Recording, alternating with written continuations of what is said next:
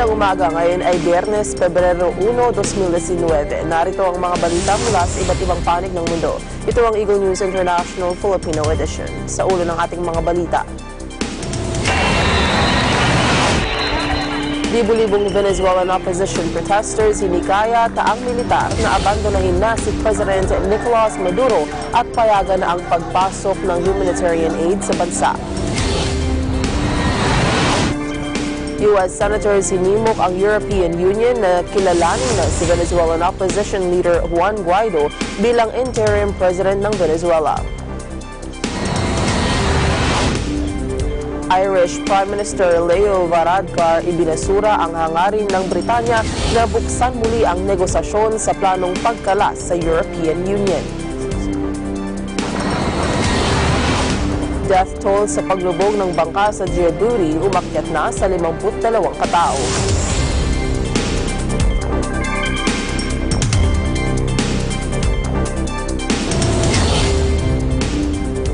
Ako ang inyong magiging tagapagbalita, Maricar Velasco. Sa detalye ng mga balita, hinikayat ng libu-libong opposition protesters na pinangungunahan ni self-proclaimed acting president ng Venezuela na si Juan Guaido ang militar na abandonahin na si President Nicolas Maduro at payagan ang pagpasok ng humanitarian aid sa bansa.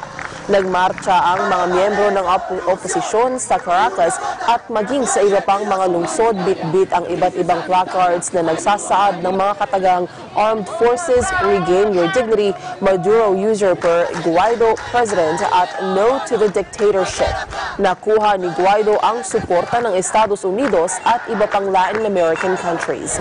Sinabihan din ng 6 na pangunahing European si Maduro na magsagawa ng panibagong eleksyon hanggang sa katapusan ng linggo at kung hindi ay kikilalanin din nila si Guaido bilang lehitimong pangulo.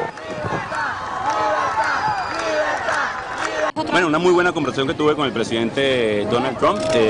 Ya habíamos tenido una interacción con el vicepresidente, con parte del equipo ejecutivo, con los senadores, con todos los equipos, como lo hemos tenido también, por ejemplo, con Mauricio Macri, con Sebastián Piñera, nuestro presidente. Y lo importante es el pleno respaldo y reconocimiento por la apertura del canal humanitario, porque nosotros no queremos irnos de nuestro país, queremos seguir en Venezuela luchando por nuestro país, por lo que cada día nuestros pacientes sufren por falta de insumos, de medicinas. Queremos unas elecciones libres y dignas, nos las merecemos, nosotros somos Hemos luchado durante 20 años con esto, ya no aguantamos más.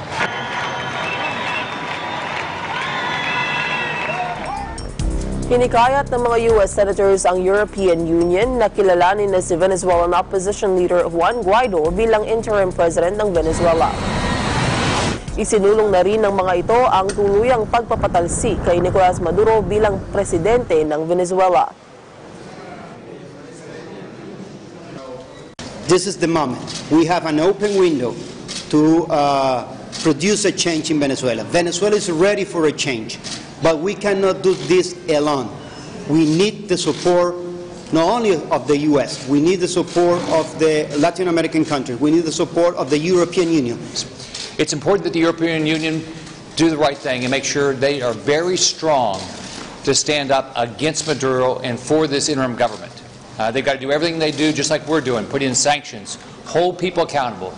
So hopefully in the next few days, all that will happen worldwide, and we'll continue to put pressure on Maduro, and he'll step aside so we have democracy rather than socialism and a dictator in Venezuela. We believe they will all, the right-thinking governments, the rule of law governments, will come to the right conclusion. Thank you. Nananawagan ang mga lider ng Mexico at Spain ng pagsasagawa ng pagpupulong para resolbahin ang krisis sa Venezuela. Sa kanyang pagbisita sa Mexico City, nananawagan si Spanish Prime Minister Pedro Sanchez sa pagbuo ng crisis talks sa pagitan ni Venezuelan President Nicolas Maduro at self-declared interim President Juan Guaido. Sa kanyang panig, iginiit naman ni Mexican President Andres Manuel Lopez Obrador ang kanyang apila na magkaroon ng dialogo sa pagitan ng Venezuelan government at ng opposition, subalit iginiit na dapat ay walang preconditions. Sinabi ni Sanchez na sasama ito ito sa Estados Unidos at iba pang bansa sa pagkilala kay Guaido kapag walang nangyaring elections sa loob ng 8 araw. Dumistansya naman si Lopez Obrador sa panukalang ito ng Mexico at iba pang Latin American powers na kumikilala kay Guaido at sinasabing ang kanyang foreign policy ay hindi makikialam sa usaping panloob ng ibang bansa. Tenemos coincidencia con el gobierno español en llamar al diálogo a las partes. El gobierno de España no quiere quitar o poner gobiernos. El gobierno de España lo que quiere es que por métodos democráticos, con unas elecciones justas, limpias, transparentes, la sociedad venezolana encuentre una salida a la crisis que vive desde hace ya muchos años. Una crisis. Pinagbawalan ng gobyerno ng Colombia ang pagpasok sa kanilang bansa ng mahigit 200 individual na may kaugnayan kay Venezuelan President Nicolas Maduro. Ayon sa Venezuelan Migration Authority, ang desisyong ito ay bahagi ng hakbang na ipinatutupad ng Lima Group na naglalayong makahanap ng mapayapang solusyon sa kasulukuyang krisis sa Venezuela. Ang Lima Group ay binubuo ng 14 na Latin American countries. Isa sa mga pinagbawalang makapasok sa Colombia ay si Ronald Alexander Ramirez Mendoza na una nang pinangalanan ni Maduro bilang pangulo ng isang Venezuelan company na ang headquarters ay nasa Barranquilla. Ang Colombia ay isa sa mga regional leaders na kumukontra sa Maduro regime at sumusuporta naman kay Juan Guaido, ang pinuno ng National Assembly legislator na idineklara ang sarili bilang acting president ng Venezuela. Estas personas tienen diferentes características, son profesionales, hay otras que no son profesionales, hay de diferentes características, son más de 200 personas. Entonces, en esta lista podemos encontrar de todos los perfiles. Saben que todos los países tienen total autonomía de recibir en su país extranjeros, medidas discrecionales, medidas soberanas, por muchos motivos, por temas de seguridad nacional, de temas de salud pública, por temas diversos.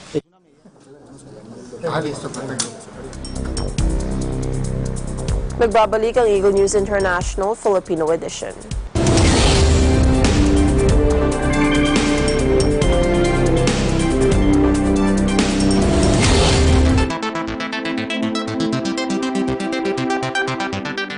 Federalismo. Maraming mga bansang mauunlad ang nasa ilalim ng sistemang federalismo gaya ng Switzerland, Germany, United States of America, Canada, at Australia. Sa federalismo na kanilang ginagamit, binago nila ang sistema para tumugma sa mga pangangailangan ng kanilang bansa.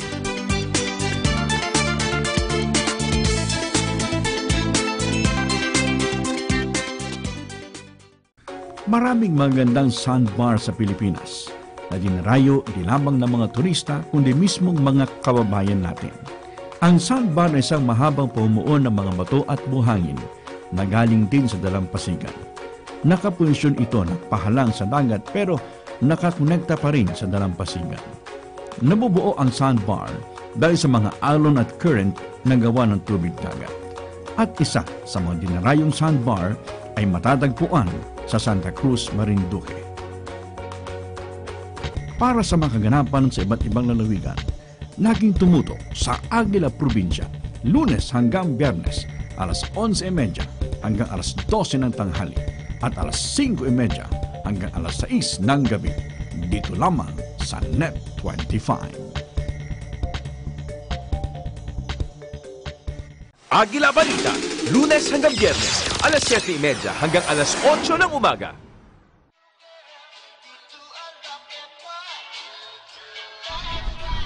Hey guys, I'm here today in my home state, Jersey City, New Jersey. Make sure you tune into Digital Nest every Tuesday and Thursday at 7:30 p.m. I'm Ace and I am 1 with 25.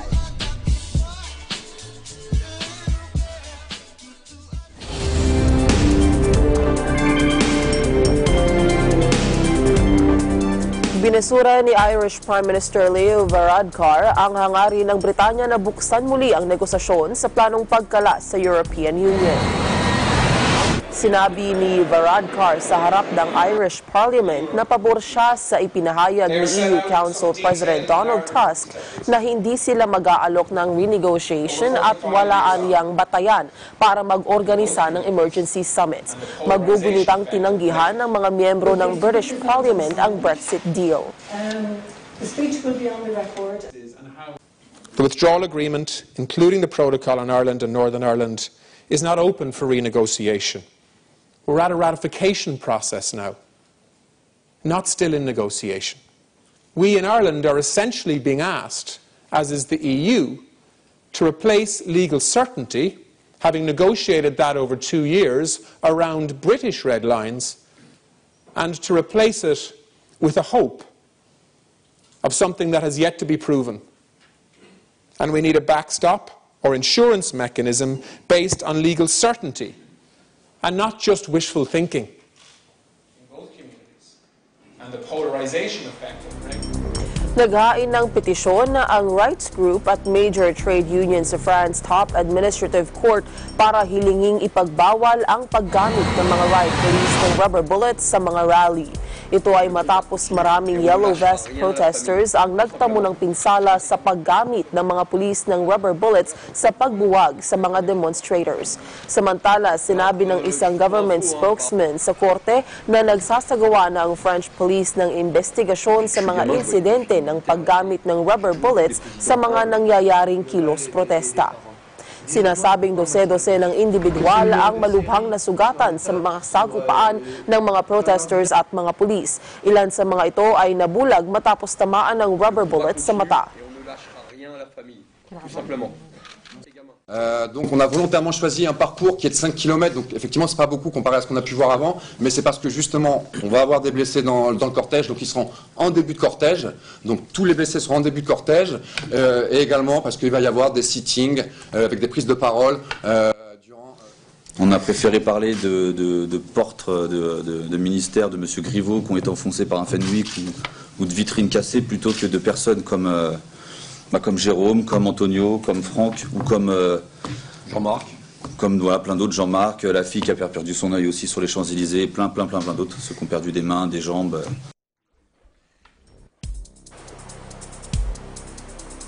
Umakyat na sa 52 katao ang patay sa paglubog ng 2 bangka sa Djibouti. Ayon sa UN Migration Agency, batay sa impormasyong ibinigay ng International Organization for Migration, lumubog ang barko wala pang 1 oras mula nang ito ay magsimulang maglayag. Sa ngayon, isinasagawa na ang search and rescue operation sa Obok sa baybayin ng Godaria. Mula sa 130 kataong lulan ng barko, nasa 16 katao ang nasagip ng mga otoridad. 52 ayaan imika halkan ka arkaynaa meydkii ay ciidamadan badda ku jiray ay soo saareen. Tiraduna waa beeri kartaa, hawshana way socotaa. Marka tajooraan ka lugeeyo Obok baan galay, Obok buu iga qaaday nin dilaaliye, wuxuu geeyay meeshii xeebtii badda, doonidii baan raacnay anagoo 85 qof ah. Marka 85 qof wax doontii baa kii naarqooda ahaaba dee doonta ka booday intay motorku xumaaday. Marka naarqoodii markuu ka booday doontii dee dib bay u rogmatay. Ipinahayag ni Italian Prime Minister Giuseppe Conte na maaari nang dumaong ang may 47 na iligtas na migrants na sakay ng German charity Sea-Watch vessel matapos pumayag ang Italy at 6 pang bansa na kupkupin sila. Nag-alok ngayon ang France, Germany, Malta, Portugal, Romania at Luxembourg na tanggapin ang mga migrants na sakay ng Sea-Watch 3 vessel mula pa noong Enero 19. Una nang dumaong ang nasabing barko sa Syracuse sa Sicily matapos magkubli doon dahil sa sama ng panahon, subalit pinalipat ito sa Catania. Naging issue ang kapalaran ng mga migrants sa nangyaring standoff sa pagitan ni na Italian far-right Deputy Prime Minister Matteo Salvini na nagpa siyang ipasara ang mga ports sa mga migrants. Nous pouvons les remercier de ce qu'ils ont fait et les encourager encore de fournir plus d'efforts parce que les personnes qui viennent ici, c'est des personnes démunies Et c'est des personnes qui ont passé, qui ont risqué leur vie, qui ont fait la prison, qui ont passé par tous sortes de tortures avant d'arriver là.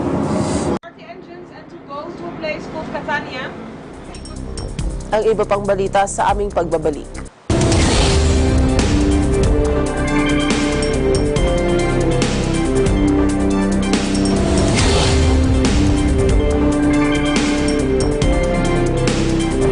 Mga isyong panlipunan.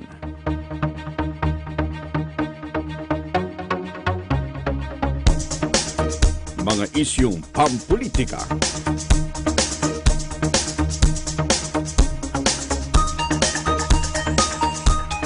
Tatalakayin, lilinawin, kasama ang mga batikang komentarista, Congressman Dante Marcoleta at Jen Sobardiaga sa Ganang Mamamayan.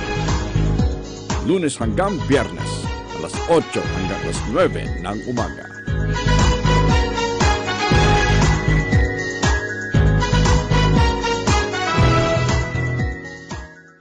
Agila Balita, Lunes hanggang Biyernes, alas 7:30 hanggang alas 8 ng umaga. Abangan ngayong linggo sa Season 2 ng Young Ones, Upon a Time. Kahit sabihin ng mali ako, alipin mo o bihag mo ako'y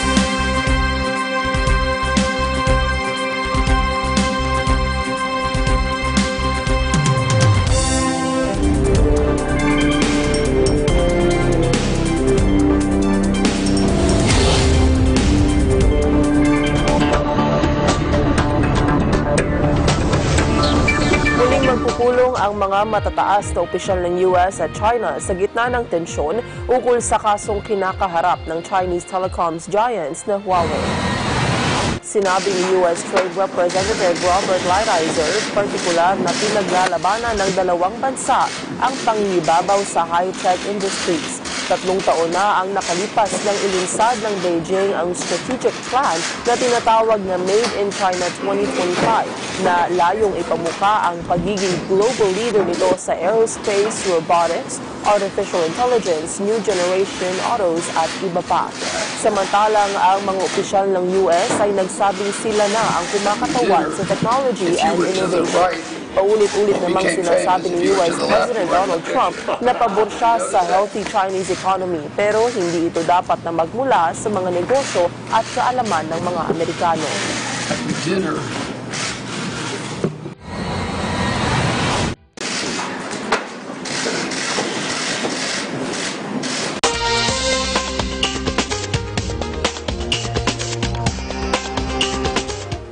Lumago ang monarch butterfly population sa Mexico ng 144% kumpara noong nakaraang taon. Subalit sa balitang ito, nagbabala ang mga aktivista na ang migratory phenomenon na ito ay nanganganib pa rin. Panoorin natin ito.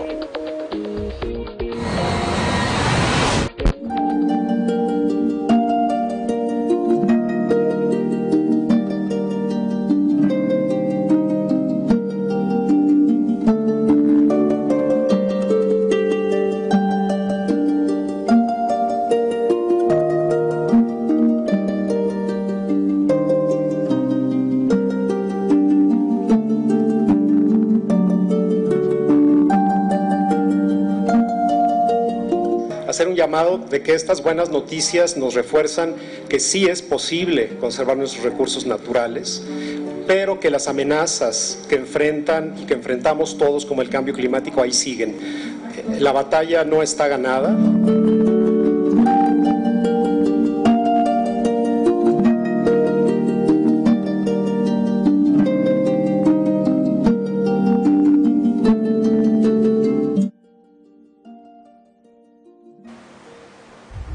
Mas mababa na umano ang temperatura sa US Midwest kumpara sa Antarctica. Dahil dito maraming mga flights ang nasuspinde at isinara ang mga paaralan at mga business establishments. Ang extreme weather ay nagdulot na ng pagkamatay ng 8 individual. You see this on my glasses? This is not just fog, this is frost. It's ridiculous out here. It's gonna get worse. And yes, it's beautiful out. But I've never seen this type of cold weather before, but it is wonderful. It'll be over soon.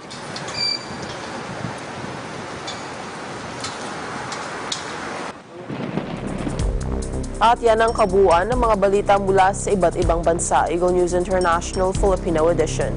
Sa pangalan ng mga bumubuo sa Eagle News Service, ako po si Maricar Velasco and I am one with 25. Susunod na ang Agila Balita.